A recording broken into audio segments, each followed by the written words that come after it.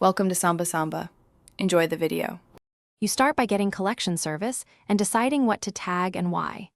Add tag marks instances so your code can find them. Do that as soon as the object is created. Once done, connect get instance added signal to run setup code immediately for new items. You do this because polling is inefficient. Signals are instant and cheap.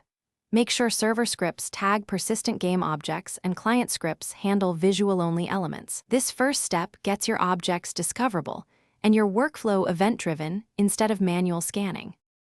Once you have tags appearing, call getTag to collect everything already marked and initialize them in one pass.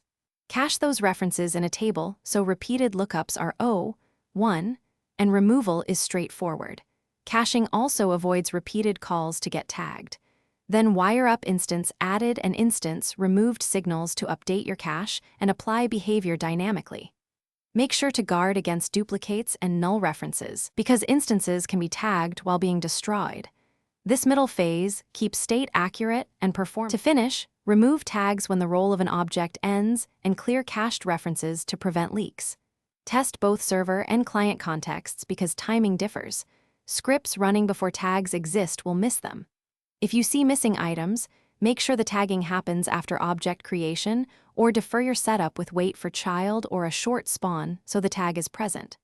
One key troubleshooting tip: if an object never appears in get tagged, check whether tagging happens on the right side, server versus client, and correct that context mismatch.